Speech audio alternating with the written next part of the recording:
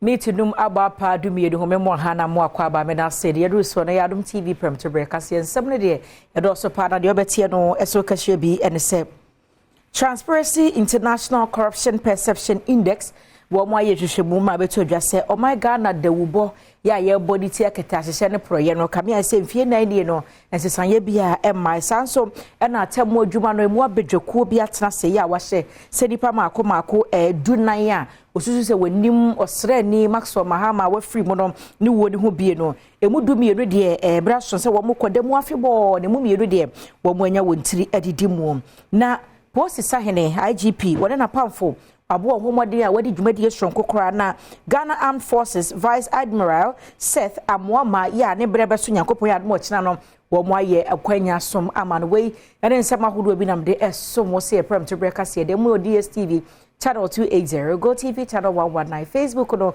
Adom TV extra wuhia me a ya frame anoche wa ba ajrasewa ye na ye homrasisia afen sam ni nchemu no kame ho na memfa ensomwo ne kuo ba ko wo hono a wo mode ya ne so hwe ama hodo no keta hye proye ni dream die ho nsam no wi a e de wa hye wo mu nyina na ye di ni mai mako oha na 100 esi hono no na so bubu sese pa no a oh my God na baby eda no che se ha dwen pa na we no Corruption Perception Index 2023 and wo mode sankrata no ababonte na amai oha ne aduo woche no 180 countries no oh my God na mu ankasa na se mako ne to so aduoson 73 se boy ye ho modern seketa hye ne pro ni dream die ho dawuro e bebo ma wuro manfo tirim ne kame ye se ye nko bebia.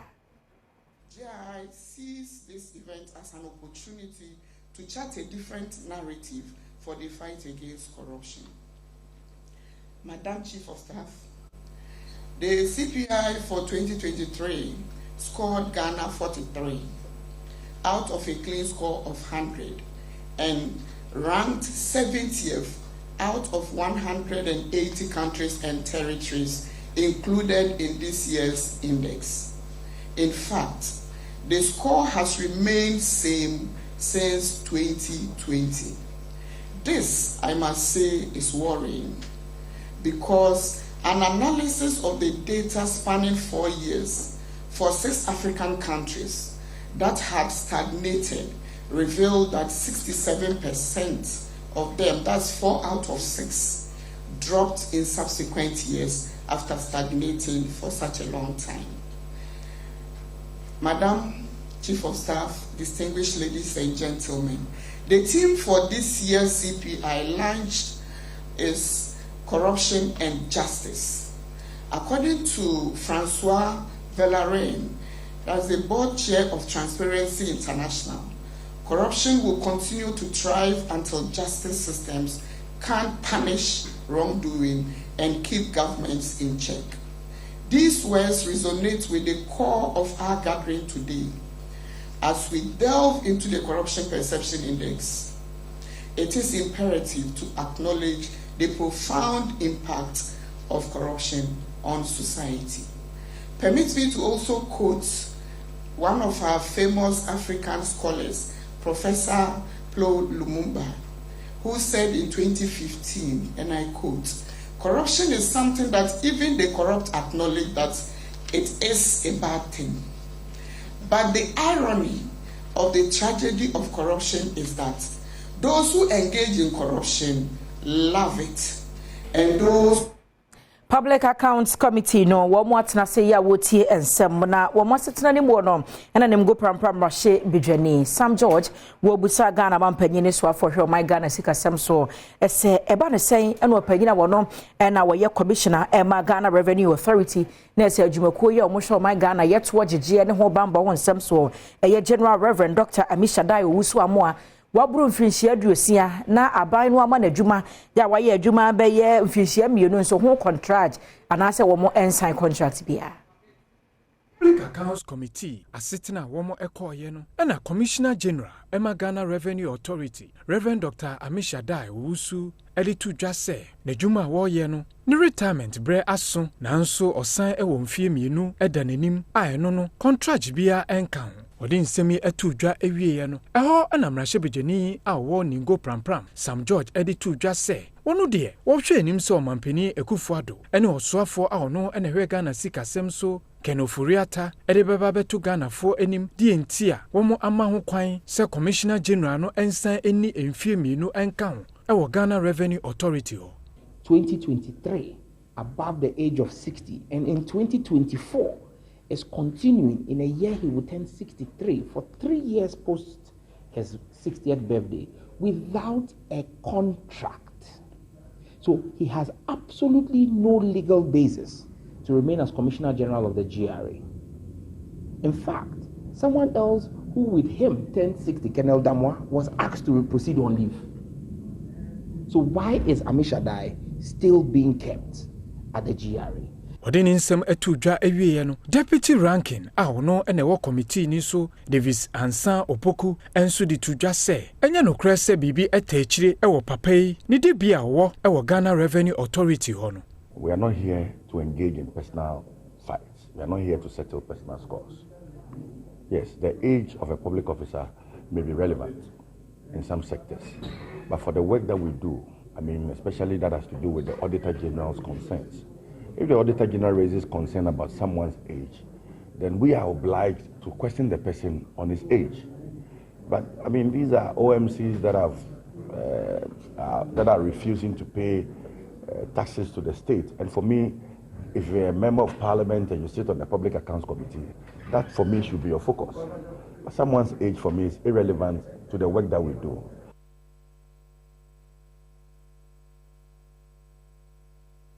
Yemfri hwano mana yenkwa adisuamu ensemu ekakra na emperimfo a wonom eye adwuma e wosuapa ahodo bi mu ene akyerkyerefo nkabom kwa ahodo bi no onsa na watwe kakra ntem ne ene wakyerɛ sɛ sanse omo condition of service and say sika ne sika ahodo bi e wasa abade ma wo mo no kakra nya de sɛ ba ne senti wo mo fi wonse akyerɛ abante ene wode won twɔko no panyina egu hɔ mo a wate atua na National Labour Commission no ene wo mo akasa kyerɛ sɛ be ya enkwonhwɛ won sai nkoye wo mo adwuma ahodo bi nso be sinne wo mo nkoye nkwa ahoma so Benjamin kumsa UG Tewu Vice Chairman yana na enkwatwetwe enkobo mu sasedi enti na adwumakuo ya wonom na hwe adwuma ene akatua ho nsem so ahye se omonko adwuma no mo enkoye opanyini Mahama asese ebo proma waje yenso ya minya na yenim se National Labour Commission no enkobotwetwe akoso amwo hye se mo nsai enko na mo nkoto mo adwuma ya mo ye wosuapa ahodo mo nso besi na mo nkoye enchiremu bi wo ho awede na fe kwa weso petia the best of Ghana workers ya to me fusak ni national situation for ya etla ka no National Labour Commission ko no mai omo jo mo bulun bai one omo se suspend to muzi ya engage government on the issue of tier 2 but the issue of condition of service in there in the letter fee GTEX I want to suspend that omo directive no they no dey say ye ho Panaka tier 2 no. Tier 2 no ko ba say first of all no we nyale te fi say about what ko be share 14th February. Place the 14th February there the fa the bet ma we fi ko 14th February na aban fi ani akonti ba say National Labour Commission forecast no 14th February there wa na aban e bi say na work say etuatua na so be so 14th February there na wa te omo ya wa no ka so ki so no mo ba Tiamko yetu by an so okay on my first February, which is Thursday. Which is after the Russia buying for no Thursday na that was so. But the issue of say young call striking, your mama to say yeah university no you can say call striker, young call keke. Your process PFM as they do striking. Instead of young call strike, it mean immediately.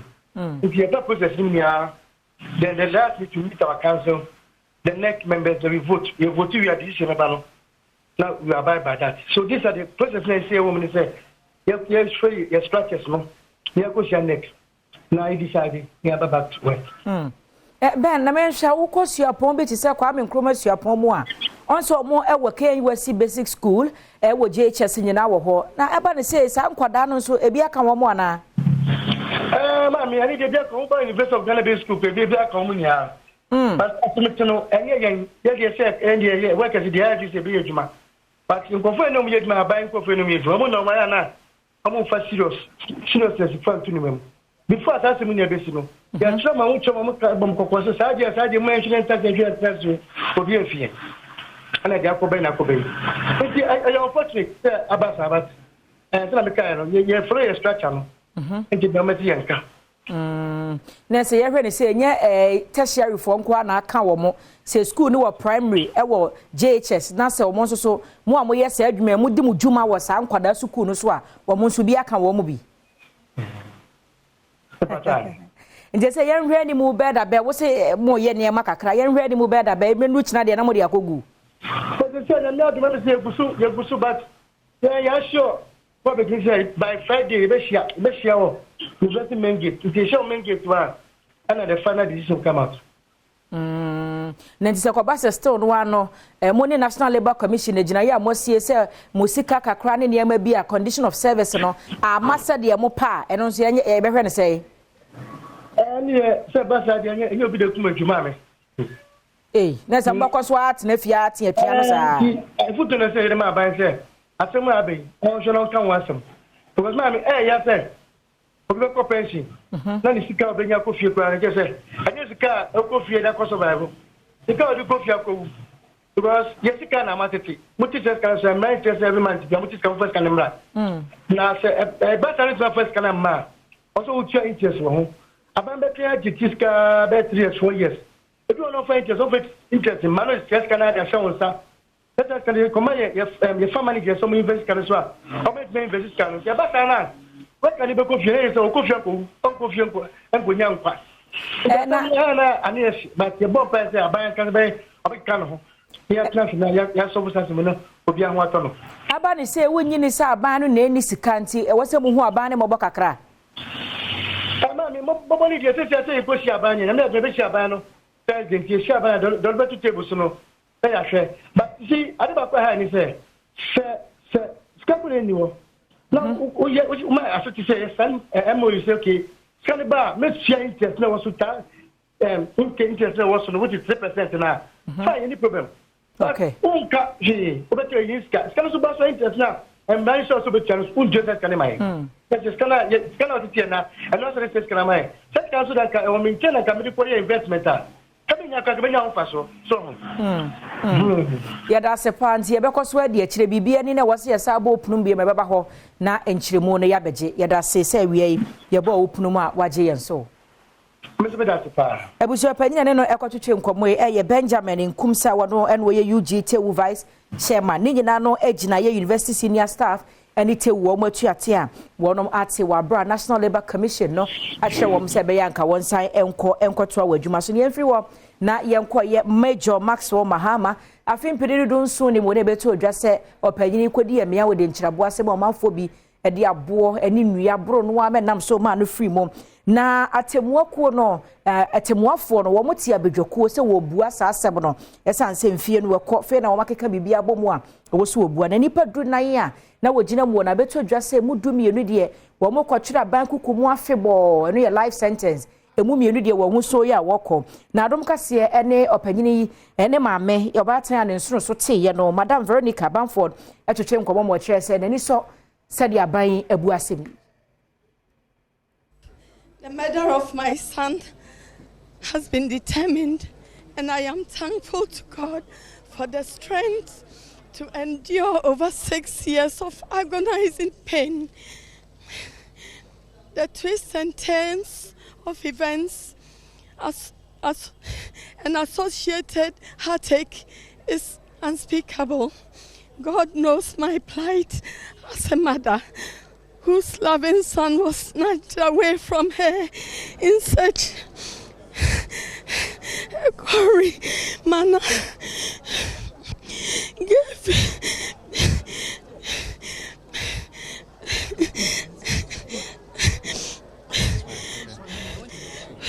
Family and friends, I can't even see.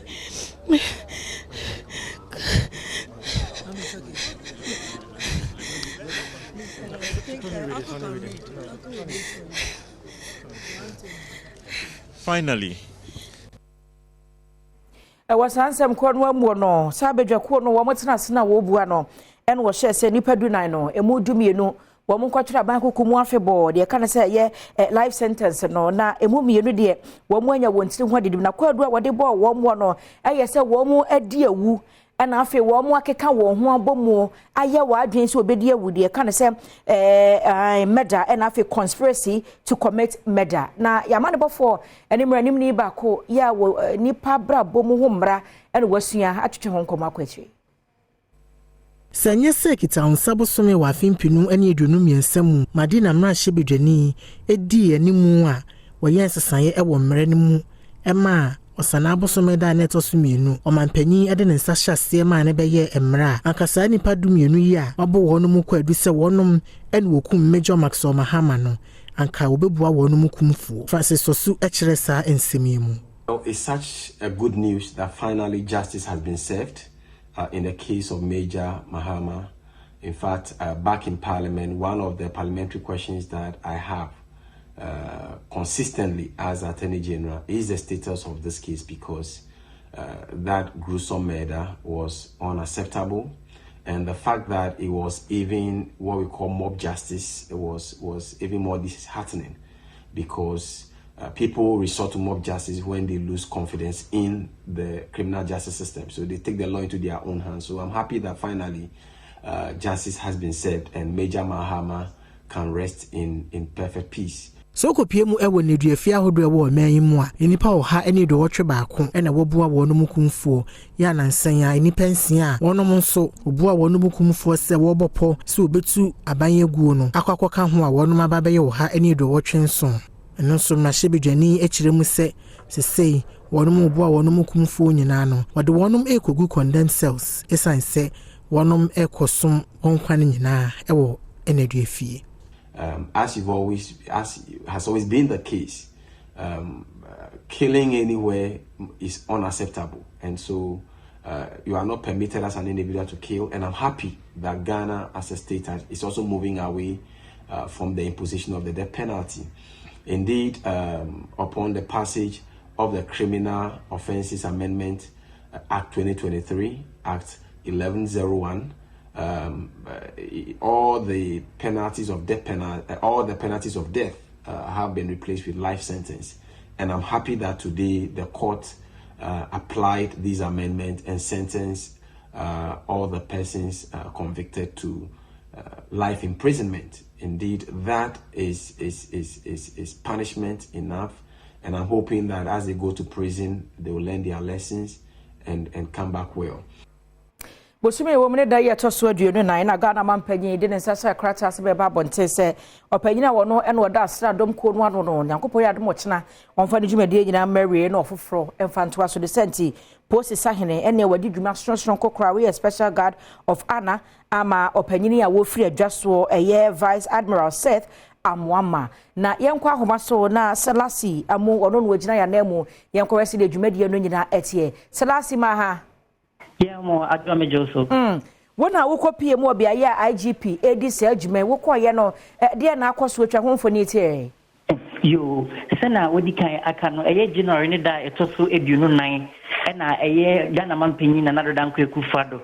E de nkrata abeto abonte a wo kyerese eye Vice Admiral eye Seth Amwama na eye Chief of Defence Staff e Ghana Armed Forces odni dwumadi e bewiye the sent no onhwe na onbabo nkrata no emfama eye Major General Thomas Pompepra na onu emedi na de emfiri honomo na we na eye IGP so de nkrata abeto abonte na wo kyeremu se oye eye send off party na say eye guard of honor kakra bi e de ama eye Vice Admiral Seth Amwama nchen Adom Kasee ekopie mu ho ne ba ekopie mu no na eye nkasaye mu no eye Inspector General of Police Dr. George Kufu Dampare kasa no chemu se na ni so pa se odisa edwumediwi ahehye so de mane bra panyin sa na wo chemu we san se wo chemu a bra wono mu eyi no so ambe Inspector General of Police no papa yi eso ni mu a oje no fel so ekyekye no niam a se otumi ehu ma ne dwumedie wo ye Ghana Police mu no etumi ko jojo na onu wie no na afenso no mpanyifo wodo bi a wono mu ebepie dwumedie no ase eye Chief Fire Officer eye onu ebepie mu dwumedie no ase eye ne din ene Julius Kuno, that's not Controller General of Ghana Immigration Service, Kwame Eswatiji, and so every PMO, and that's how would be. Almost Kasayamuno, wanted to just say, many so one brad penny, and no, didn't you make the baby, not IGP, at me, Adjuni, so obviously you made the end to say at the Amano, and what you know, and a Vice Admiral said, Amon Wankasa. Young and a god of Anna Amano, and so a G, a ja, and I saw the microphone Casano, and all the two just say, a dear IGP, a year and no, a this from quite a BNC that will my Ghana, say a year opinion or that security agency be no ebeco, not a yes security agency be only more to say Ghana Police Service, a baby be say, a dear Ghana Armed Forces opinion, and the idea any super papa, no one say a year or down or war at the man, a because it's not a face to Egina. So no didn't say baby no the to just say oh GD pa Major General Thomas Pompe promo say Jumedia oba beji every in sem no obetumi aye amana so man Ghana ni afin so so other security agencies ni nyina ani so na o say ne so on share say collaboration na say nkitahudi e wo Ghana Armed Forces any other security agencies to say Ghana National Fire Service, Prison Service, Immigration Service, Customs Division no on share na intumi enimu yi say na be ya o man Ghana ho bambo no ebetumi etim ejina na afin so etumpon. So last year, yada seni amane boyo the free IGP akache abreye. Abusha nyina sanse mi so na Premtobre Kasee re na ye honto ade mra ba de akache ne betwa so enko bebia.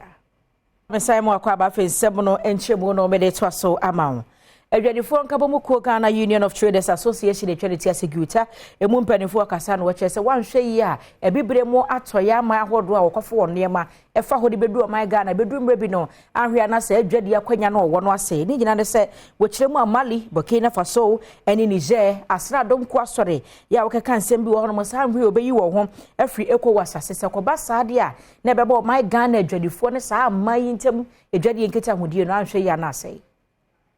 Anya da Ghana de hye be hye nso a asrafo kumpanyefo miese bia o mali mine mu Burkina Faso mine no ena Niger mine mu beba amane a wo mo kire se wo yi won ho afi ECOWAS emu na wo sa nsem yi ho no Ghana Union of Traders Association mpanyefo enso so de nsem bia betudwa ya wo mo kire se ena masrafo ye gina ye ya wo mo asine ntino ahwe a wondwa wo mo di ewe bibiri mato ye fem no ebetumi atochem kakra na abrasa asrafo mpanyefo de sawon simi ye betudwa no ejama hodo bi atwa won ho ahia yam hwehye se ebia na de hawa bre wo mo sikasem ene wo mo enyiane na sene nyina eho no ambassador Emma Burkina Faso no Boniface Gambila ya wono ebo my Ghana mo ebekasa ye kire se enukwan se imprempren no Ghana de hwehye ase dwin bibi se ikura eho nanso wenfa ho ne de opanyin we ka no Ghana Union of Traders Association enso so we kire dia enam sentos je ne ne ma hodo bi yomkofa de fi Burkina Faso ne mu edebo my Ghana mo no na se si asrafo nso sisa gina yi ahwa ebema haw kakra ba wom edwadie ne mu. Yamane boni yo wo German North de betu dwase nkwada ya wo mo ewo ya twede krom DA basic school bia ya wo tisua de no nkoye kora German North Mensin Assembly no akeka wo ho ya wo mu sisua dan ne bia ma adesuafo atena masua de na achechefo so agina mu na wa chia adesuafo ade na eno no ne yamane bofo kɔ no no mo twetwe nkomo no mo twese o omugusu aya wo mu si enhareso pa sabi obetime wie ntem na de enti a wo sie no abesom enkora no sa pepepe. German North Mensini Krache Solomon Owusu ehu emfonyini a na adesuafo a wonom ewo ya atwene krom DA Basic School ankasa edemrenkenson ebo wonom school dan so no ena wajitu mu se eyenokre se bibisa esi wo school mu honom de nenso assembly na ankasa hyase a wo 6 units classroom block ama adesuafo ne senti se wonya sisa dan ni wie pa obeyi adesuafo no akosa dan foforo nim se be ya obenya bia pa atena asua wonom ade. Yedikan ama contract for 6 unit classroom block ya meka se eguso oho na me sen hu sa video yi se school for etwa abe e de bodan so eye nokre se sa ade no e koso de e omo old blog no na e wo honum na mo ye ho interviews ne ho publications a eje ba bia no eno na na omo ye ne sa ba na kwase me wom ni se assembly n ashase a ye dan foforo a modern type 6 unit classroom block ya in fact the unit said the future shiano ebi na ye or honom ya substructure no ya form no kra nyina awie Mensini krachi san kato aso se adesua ya de hu hia mensini ne pa ne senti wonya nya mfie nan kra wo mensini ni mu honom no wasi school adan bebre wo honom a adada nso wo honom no wasiesie se be ya abeboa ama de kire ne adesua ho nsem akonkan wo kire mu se saa dan ya wo si e wo ya otwene krom school mu honom no wo de anu abi ama contract e wo duada so number 2 basic school mu honom ya attach so much importance to ya otwene krom DA primary because ye nyina hu se situation na wo honom no enye and notwithstanding no eno interest be ajama enough ye enye adwuma classroom block maka se me ba office very about 2 years ni ye enye ye kura classroom blocks be se 4 ye start ya complete ye tumi aye wa dia dance de bia oba ho na there was a rainstorm so a classroom ahodo mako be 13 different classroom block eso nyina 2 year ye internally generated fund kakra ye gigi wa assembly no ye sign the boss classrooms no nyina so Eguswa Umasiamu and Semo General Chief Imam Emma Islamic Youth League of Ghana Sheikh Mohammed Idris Atta what the additional more the answer Abani as you hear Umusia one seven so say Ukwe future a more suku back one no yen cramofo school Al Kulafao Arashidu Islamic School Nasa Senior High School ye pressure de ma woman no ha dream pa masika someone some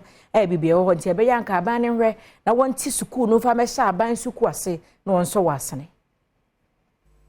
Imam Mohammed Idris Atta eda na de se school yi Islamic emebunu bi na wonum esi ya wo hyase na adesuafo wo mu eye wo hansia ene eduosia enson na wonum entua school fees bia woni amane boni enkomotwetwe mu ene wo san kato aso se esan sa adesuafo honom wontua sika bi enti aye dene ama wonum pa se obenya akade aboa ama wonum adesua akonkan the senti wo de adesrede ato aban ni mu se wo meboa wonum esan se wonum school no wo hostel any boarding facilities wo mu a ebeboa adesua no bra wo ye afibia Islamic Young League Conference ewo ekumfitwa ene wo de sansemi etudwa ye yankasa na yetu teacher foka emofra no so yenye school fees ade wo mutan say utilities emmum say yabakasa muntu tuition fee yen bi wa hadam since 2004 bisinda me yoro kase enti me ya pan de aban ya ye bi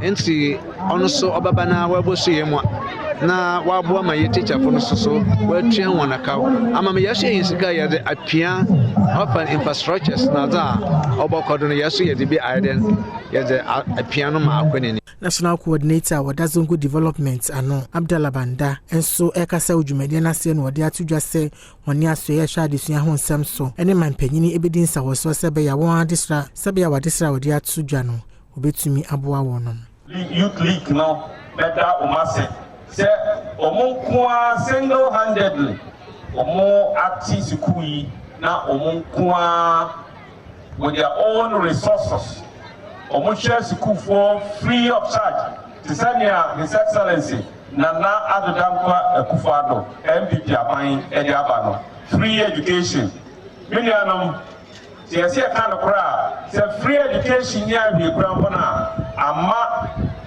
pada dudua school no adobo bebrebe ababe ka ho say this kind of despite challenges say what free education mo say the say enkaya farmer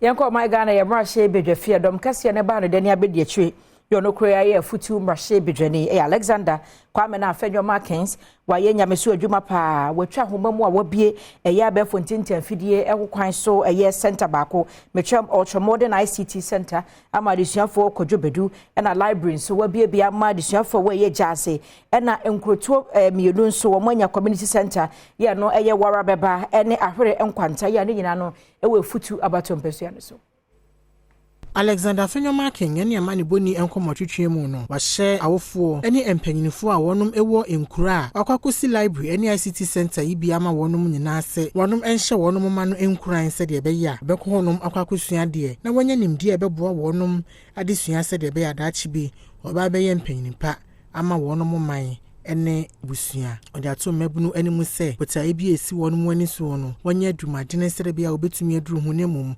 wontwe won ho emfiri no yoyi a ensem fata ho. Today we are all proud to witness this library, which is going to be a place of learning and knowledge acquisition. I have no doubt on my mind that as parents and elders of our community, you will encourage our youth to patronize this library. We've stocked it with books, we have computers, and we urge you to encourage the little ones to learn.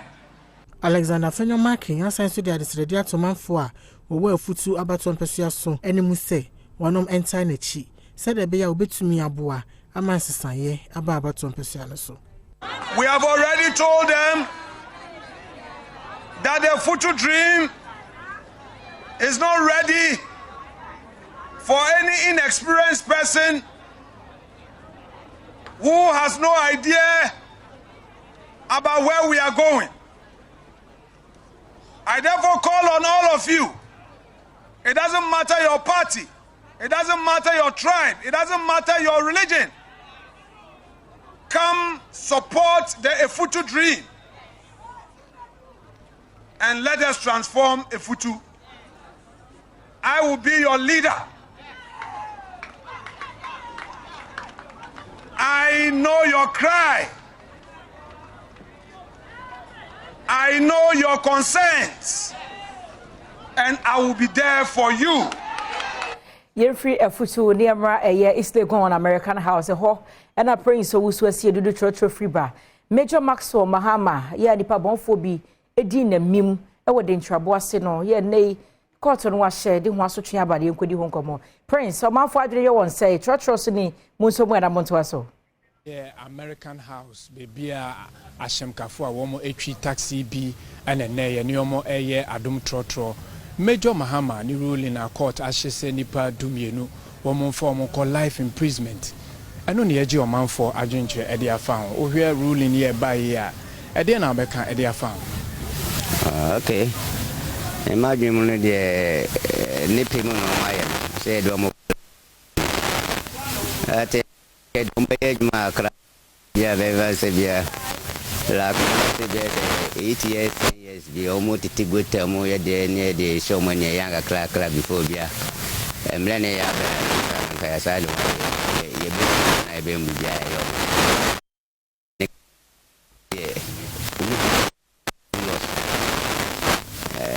ana fe su bi mzo no mpenifo na ni ndim de mo ye because omba ya do jam no nam krom bi didi because on ma shuru bi ba ne kra ya nte be ya me fa mo so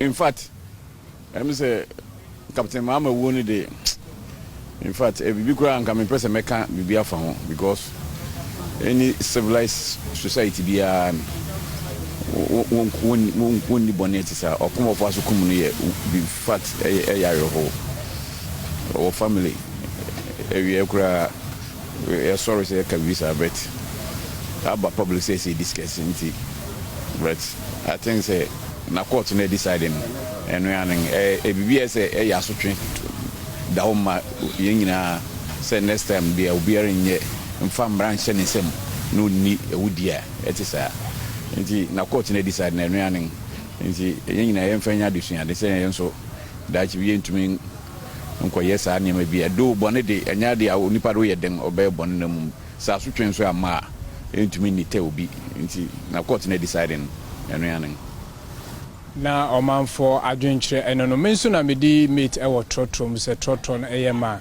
mate na egisu se away election headquarters kokromoti power yenko amanyonse mo kakra Council of Indigenous Business Association charity asasiba womo ene mampanyida daya woye osaye franka tuni Ema katamanso amanyoko no John Dramani Mahama hia ya wo hyenhye ya hodo a semampanyi dada sa betina adwane so a obetimi de agu akwan mu na aboa adwadifo mo hye sa ekoi emunasiba no ya na afibia no ana se ebre so so mo beto abase ya wone wo mo agina amanyoko ahodo animu no edi nkomo no mo do mo hawo atonani. Council of Indigenous Business Association say trying to afre wono mo siba eyekui a wono mo woye wankasa adwuma na Adom na esan se wone frankatufu a wonom eda amanyokua no eye nhyiamu eti enhyehyaya wo ema wono mo nti ekoi akohia kanema mpanyi John Dramani Mahama akodwendwena kwanpa obetumi aboa wonom adwuma mampanyi dada John Dramani Mahama ekasa odwumadi na se no wo kire enhyehyaya wo ma wonom na wode wonom efa 24-hour economy nimu ene kwan obefa so edi dwuma. Ohwe ne efe no budget ana economy ni na aban ene wo sika chen obia nipa bia ni Ghana ha wo sika chen aban so de tonyoma e chen obia e wo Ghana ha enti yen aban NDCC e ba sika aban de tonyoma no ye de beto nyaya ye wo ya man ha made in Ghana goods and so say beto nya o makrafi amano ni e bi say ye to ya nyoma e masika eba economy no na etimi aye nyoma ni bi aka ho enti we concentrate on buying made in Ghana goods and nyoma ya akase aye wo ha say ye grow say ye dew ya beto ya de say tomorrow bibia aban e wo say to bia ye beto every omo aye no wo Ghana ha. John Nimu executive secretary awada zipa ano akire mu se nhyiamu a wo ye no aso aba papa no wo gide ni arehyiamu se obenya afasudie bi afrimu. Uka informal sector oma wo ye nsa ne dwuma ne wo nyina no ye dosun pa ho na e ka se pepi no wo ka se government na oye largest employer eno na am say former president kan ni pa be 700 wo mun do 1 million pepi no utumi se bibinia akoye se ekobia ni wa aboa insanu juma na informal sector na no a won betumi akokabi Mimi nde twemo na MPP amanyoko wo moto abayi wo mo begire ma prema hye bedwadi bre e wa abato mpesu ahodo no eso na yendi basabasa ye e ma ne homne so e wo ho na trefo MPP amanyoko no Justin Kodua Frempon no wakasa chensese wo mo gina mu a wo twen enhwehwemu ya abato komisa post adwumakuo ene wo no MPP yi wo mo se wo nyina wa anamu sa mantem ho no no enhwehemu ni nyina achi no oba no de boy amanyoko no a wo begina so no de aso hu gina ye Koso no na ejina yendi mrashebedwani Farouk Aliyu Mahama any chief executive officer wada microfinance and small loans center Maslow Hajia Abiba Tashani Mahama Zakaria entem na abatu ni mu no basabasa yo esi wa bra na wonom ekenkan mano ewo yendi voting center honomo nam so ama chochofo a wada MPP amanyoko na no Justin Kodua Frempon abehye enipa mienu echidifuo ene MPP amanyoko na echidifuo nyina bose se won saka report free electoral commission and Ghana police service for honomo apa wono be hyase ayensem we course wo honomo no emu nhwehwemu na wahu asotwe a wode be ma wonom ochiremu se ifi bra bato no ebe awiye no electoral commission and Ghana police service nyina no wonte wonom nka ne senti so wonyehunu ne e course wo honomo a ene beboa ama wonom etimi asisa nsem no suginaye emfa ho se basabasa yo ne mentem ho ase ekoso e wa abatuo ni mu no empanyinufo bia woda MPP amanyoko na no epeja yendi mrashebedwani Farouk Aliyu Mahama nsase wono en wodi abatuo ni mu nkunim nanso electoral commission no etwe ne ho firi saa ensem ni mu. Ghana Union Movement here trying to say gum penyina wono ena wodi amanyoko na ni Reverend Christian Kwabena Andrews and a watcher said, Nano ada bato no emma empem aduokron 90,000 and a woman ya yechere so oni amanyoko to so miensa fidie o peso ya amanyoko bedi kansa anso woji adwa no FMPP amanyoko ntem na ekwane obefa so de sei wo bewurawura fiefie mu ne dan ne dan mu na wone Ghana fo di nkoma kire die ntia e wo se Ghana fo agi akonwa ne FMPP amanyoko nsem no de ma Ghana Union Movement. Ghanaians' lives have been deteriorated through the era of these MPP people. Though you were not up to standard, but when they came, they have messed up everything. everything have gone down to the drain. Things are very bad now. So we need to continue to educate Ghanaians and tell them that they should vote for GUM. When GUM comes to power, things are going to change. When we say that we are going to change this parliamentarian process, we need to change the constitution first. And it's a referendum that we definitely will go out for Ghanaians to grab those things, and so that we can change this very system by giving every region a parliamentarian. Instead of giving a constituency a number of people that may be in parliament, they are just wasting our money. If you one, those in magazine, those in that of fish, where they are work, so that so much, so that we are going to store them. Manual say more the address so na Premtobre Kasee. So Eric, I see the body I crado. Eric Kwaba. Major so. Na if you abosian washing a reason. If you abosian there. If chawa ya. Eh ya ba to ben oni na ne gufi. Ai. Bende. Eh kama so do pam ye pam ye. Ayo. I will see how we can see it was. Right, I was here ya samu Kwaba bi em to aso hwe nsem ekoso agodi em nsem ne doso. There's a fatal salt in the brother, quiet and I actually kufu the brewy. Kedwana Gasani, Eric Kasee du Bwedi. Now, when him say a fear banny, the Afcon Cosso, the Acoso Afcon, more DBM, Mahu say, an echo, I say, an echo. Well, Bob Lano Zoom, yes, you never fee. Aba Abidi, and Modian, come on, a yata free and Sakwa Dakwa, my dear chairman, Afri and Isupo. Enya sam ketwa nenra na Ivory Coast fo so bia ka semfo obi asa Senegal fo na eko Senegal na eko ono na eko de sade yekoto abaya ayi yenuanum koto abaya buka mu sa tie ebo abaso sa so na akọ na defending champion na kasa fi 2010 ba wuntumi emma tournament na defending champion obesan abaji emfa etina de be de Ivory Coast fo kroma free mu kra yom coach adi eno me ye so Ghana yakwaya yiti Ivory Coast obehiem. Anisa no boro stop Ivory Coast had him rabes akwa wan makotika akwa gbobo penalties yi Senegal for the defending champion for Fribourg achesa Adiamani na so mensaka ready ukopim Ivory Coast no nyuma moto Adiamani na so mensaka yeswe tano French mu no moto na Adiamani na so mensaka yesile lelila tese French nkwa. Yes, le kilo di Diana, libina molo, alla prochaine stile kilo, alla prochaine stile dudu, alla prochaine lili filu. Kese, Adiamanina so mezaka yeswe, Adiamana moto. Enya smo, teste didi sama, to be a drum. Yes, ya no pay. And I'm going for that. Ebia borea madiache, because we need that. One man on both for to bobo bassivo, video when it's about Kumo. Stop it! Stop! I just say, I see animal for shot the tisso. When you need low, we send help. They say, oh, yeah, was the car, or say 2 cities. Then you say, Quanqua. Just say, Kuma, why are the tissue? It's me, I'm quitting me, and yeah. When you're trying behind oh, there's a gun in here. Who found the man to where you do. Now, you're about one journalist here. Yes, one quack over.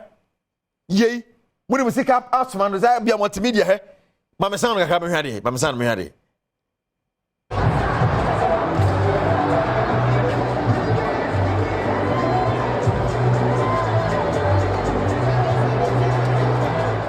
Oh, campaign. Yasu, I said, where you know, at the proof well, I will be a parking us. Whoever be son was an offside. Said, why, her born. What the cost to pay you and go, who put the born and poor another fanching? Hey! Oh, Debbie. Ghana and watching a friend young goalkeeper and Richard Ofori there. Richard Ofori, two. A fair Black Stars goalkeeper number. And yes, more Ghana Black Stars. Says the almost Richard Ofori and for the I am for goalkeeper from that. In here, you are cost scouting her. Abba, come on. Well, you're quite a World Cup, Abba. Young goalkeeper. Yanko, swing, Yanko, Abba. Come on, Azim. Stop it. Can you understand Eric Kasee du Bwedi? Kwa ejide mu ensemu na watchwe wie na Nstroma season 6 ye pa ahontoma wo West Hills Mall na Righteous Van Dyke said ye waje hobos wo no ye hwe bi mra. What's like this? Check it out. See, you be the one at your time. Me come me jolly. Odo ye wo bra for wa come bra. Ooh, baby. You be the one that in your time, yeah. I say me come me jolly, me bebo on your mama was my yard. Ooh, baby, it's a better do tilatido. Oh na na na, oh na na na, it's a better do da da da day, yes. It's a better do tila, do da da da day, yes. Do da da da day, do da da da day. See. Odo ye wu brahma yanti wadonko minini miyonu ye besa zonto ye besa ninko odo ye we ye asima sheshe musa na mi huni se meni wo wane ku na mini muse odo tumi mani pade ne sa he na kure na mini muse santu ne bo me nkomo hweme odo se mini bibi so hweme odo e fa me nkoho asem bi bana mafoma odo ye. The young shall grow and panty share. Na Yakopon Adom wa kwasia de bia 3:30 na watena se no wahwe Stroma season 6 no ebi. Menyina so na Premtobre Kasee abreso memfa de nyina nsibida se so hwe bi. Wo hia me a eya frɛ me. Anoche wa ba. Adwa se wa fire for fire etwa so memo ha.